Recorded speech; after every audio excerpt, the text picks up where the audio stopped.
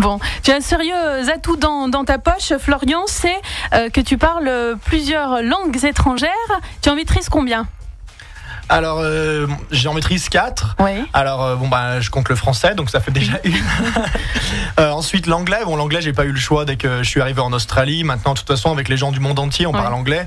L'anglais, j'en profite pour dire que c'est vraiment pas si compliqué qu'on nous le dit dès qu'on est tout petit. C'est-à-dire que tout le monde peut vraiment parler en écoutant de la musique, en lisant des livres, en regardant des films. Enfin, l'anglais, ça va assez vite, surtout quand on arrive sur place et qu'on n'a pas le choix. Donc, j'ai appris l'anglais, l'espagnol que je parle depuis que je suis à l'école. Mais j'en profite pour dire que c'est pas mon meilleur atout. Mais tu t'es quand même bien débrouillé au Mexique. Je me suis débrouillé au Mexique. De toute façon, on se débrouille toujours, donc c'est vrai. Mais c'est vrai que j'aimerais bien peaufiner un peu mon espagnol. Ouais. Et depuis que je suis arrivé en Suède, j'apprends le suédois. Donc aujourd'hui, j'arrive à tenir une conversation. C'est compliqué le suédois ?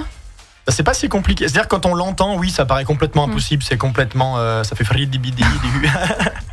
Donc non, c'est vraiment, ça paraît complètement fou. En vrai, c'est à moitié entre l'anglais et l'allemand. Ouais. Pour ceux qui parlent allemand, le suédois, ça prend 2 secondes. Ouais. Moi, je parle pas allemand, mais c'est vrai que non, ça va. C'est pas très compliqué, mais ça fait très peur au début. Est-ce que tu peux nous dire en suédois, je suis content d'être ici à Oxygène Radio? Jag är glad att bli med dig at Oxygène Radio. Oh, bah, tu te débrouilles bien. Moi, je connais pas grand-chose, donc moi, je dis que c'est parfait, Florian. Nickel. Tu m'apprendras, tu me donneras quelques notions, d'accord? Pas de problème. Bon, on va faire une nouvelle pause musicale. On va se retrouver juste après pour parler vraiment en détail de ce voyage en Australie, de ces 2 ans, donc 2006-2007, et de cette fameuse vidéo que tu as réalisée au Stavi et que tu es en train de présenter actuellement.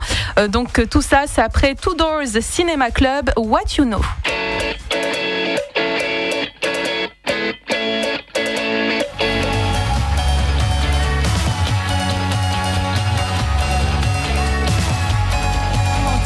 Il a passé notamment 2 ans en Australie et il va nous parler dans la demi-heure qui nous reste de ce très beau voyage, donc ce périple.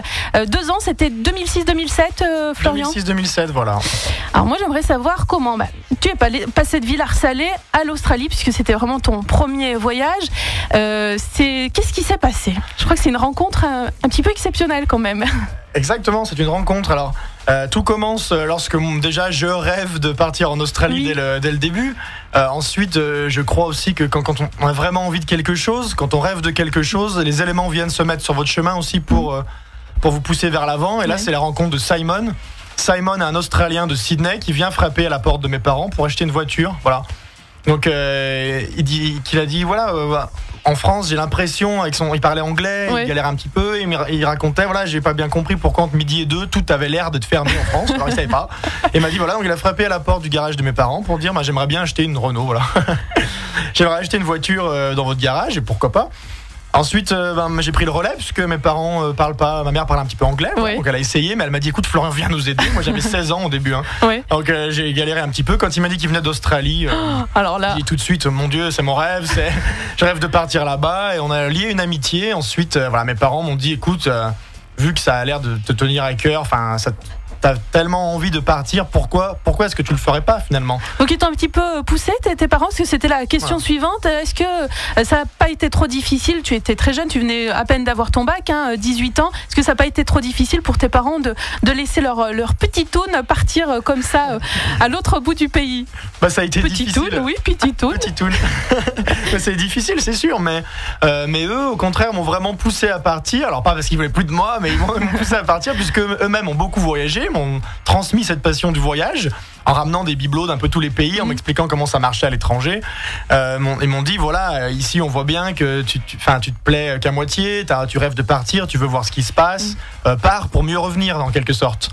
Donc en gros, ils m'ont dit voilà, si tu veux le faire, écoute, fais-le sérieusement, mais fais-le. Voilà. Et à partir de là, voilà. Puis en plus, ils savaient que tu partais en Australie aussi pour poursuivre tes études. Je rappelle que tu es resté 2 ans, que tu as passé un diplôme à l'école de cinéma de Sydney.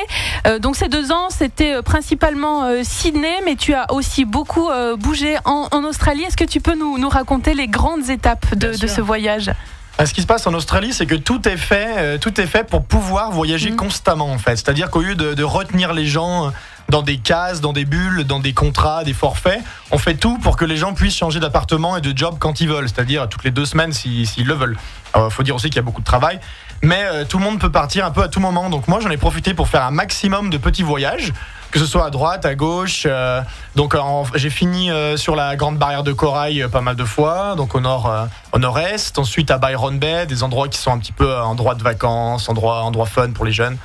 Il y a aussi la côte sud, donc c'est la Great Ocean Road. C'est une route en fait. La mer est bleu turquoise, il y a des grandes falaises. Ouais. C'est assez sympa. J'ai fait pas mal de villes, donc Melbourne, Adélaïde, et j'ai fini donc dans le désert.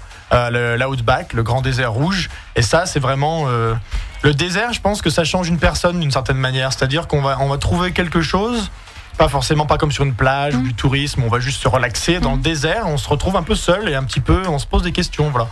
Donc je me suis retrouvé dans le désert, pas seul, mais c'est vrai que voilà, je me suis posé pas mal de questions. Et c'est là où j'ai vraiment décidé de me dire toutes ces vidéos que j'ai faites au cours de mes voyages, il faut que je les rassemble. Il faut absolument que j'en fasse un film. Donc j'ai des images que ce soit de mer, d'océan bleu turquoise, de surf, de kangourous, d'animaux, mais aussi de désert rouge et finalement de vie quotidienne dans Sydney, puisque c'était la vie quotidienne à la fin. Donc, est-ce qu'il y a une ville que tu as vraiment appréciée ? La ville qui me tient à cœur, moi, c'est Sydney, puisque j'y ai passé 2 ans. Voilà, elle est vraiment dans mon cœur. Ceci dit, j'ai apprécié, j'ai aimé Adélaïde, Melbourne, qui était très européenne, c'était une super ville. Ceci dit, je me suis dit, quitte à aller à l'autre bout du monde, autant pas aller dans une ville européenne. Oui. Bon, ceci dit, c'était quand même très bien. Adélaïde, une grande ville, Perth. Voilà, mais Sydney, c'est la ville dans laquelle j'ai évolué pendant 2 ans. Là, une ville qui est, encore une fois, qui me tient vraiment à cœur. Mais c'est un petit peu la Californie, c'est un petit peu aussi, ça faisait partie de mon rêve, le skate, le surf. Un peu la grande vie, je voulais voir des immeubles en verre. Et c'était vraiment ça, t'as pas été déçu sur place? J'ai pas été déçu. Après, c'est vrai qu'il y a des bons et des mauvais côtés à tout, de toute façon, dans la vie en général. Mais là, dans Sydney, c'était la grande vie pendant un certain temps.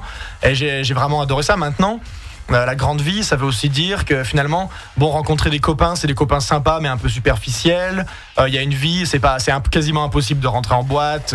Enfin, je veux dire, il faut vraiment, c'est la grande vie. Il faut avoir un 4x4, il faut avoir une grosse voiture pour s'afficher. Donc c'est cette vie qui finalement me plaît pas tant que ça, mais je l'ai vécue et voilà. Est-ce que les Australiennes sont belles? Est-ce que les Australiennes sont belles? Scoop. Eh non, je crois que c'est pas terrible. Non, les Australiennes, il y a des Australiennes magnifiques, bien sûr. Mais c'est vrai que l'Australienne, c'était marrant, puisqu'on s'était tous dit entre jeunes, on part en Australie, on a 20 ans, la grande vie, tout ça. Mais c'est vrai que, non, moi, j'avais pas particulièrement envie, j'étais pas parti particulièrement pour rencontrer les Australiennes. Mais c'est vrai que de l'avis de tous mes collègues, on était un peu d'avis de dire c'est vrai que si t'as pas un gros 4x4 et des dollars dans la poche. Donc c'est un peu superficiel. C'était très superficiel. En fait, les garçons, les filles se mélangent rarement pour une conversation. En fait. Donc c'est assez délicat au pub. On parle de foot et de bière. Les filles parlent de maquillage. C'est quand même très. En général, encore une fois, il y a pas mal de gens différents.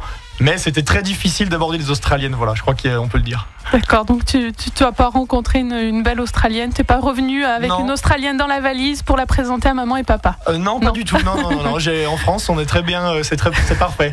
Quel est le plus beau souvenir que tu gardes de ce voyage en Australie, Florian? Le plus beau souvenir, c'est le voyage dans le désert. C'est vraiment, encore une fois, ce moment. C'est ce qui t'a marqué? Voilà, c'est ce qui m'a marqué. Ce moment de vide. Finalement, on peut voir à l'infini où il n'y a rien ni personne.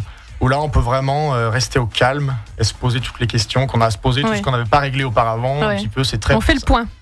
C'est un pour mieux redémarrer. Donc tu es revenu pas avec une Australienne dans la valise, mais par contre avec des tonnes d'images, plus de 18 heures de film, de rush, comme on dit dans le milieu, c'est pas rien. Comment tu es passé de ces 18 heures de rush à 52 minutes pour ce road movie que tu nous présentes? La création de mon film Oz ta vie, Go with Flow en Australie. Donc déjà Oz, qui s'écrit OZ, c'est le diminutif d'Australie, le pays d'Oz, voilà, donc Oz ta vie.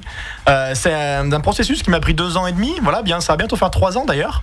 Beaucoup de boulot. Beaucoup de boulot pour passer de 18 heures à 52 minutes. Donc j'ai simplement pris les meilleures images, enfin celles qui avaient un sens aussi à mon goût, pour les mettre dans l'ordre, et j'ai fait appel à pas mal de gens, pas mal de dispositifs pour pouvoir aussi financer mon projet. Donc j'ai eu des aides, j'ai aussi travaillé dans des cafés, des restaurants, et puis j'ai fait pas mal de travail moi-même, et j'ai délégué tout ce que je pouvais pas faire moi, pour finir là en octobre 2010, finir le film et arrêter mon ordinateur en disant ça y est, c'est fait. C'est fini. Donc c'est toi qui a enregistré les commentaires, c'est ta voix off? C'est ma voix off. Ta voix off. Est-ce que ça a été un exercice facile pour toi? Tu connaissais puisque tu l'avais fait auparavant pour tes autres films, mais là sur 52 minutes, sur ce format-là, c'est autre chose, je pense. C'est autre chose, c'est pas simple. La voix off, c'est pas mon métier. Je suis pas voice-over artist, comme on dit en anglais. C'est pas vraiment mon truc, mais j'ai fait pas mal de tests, ça a pris du temps, mais finalement c'était cool de pouvoir mettre ma propre voix sur mon film puisque je raconte mon histoire. Oui, c'est très bien, ça passe très bien, je te le confirme. Super.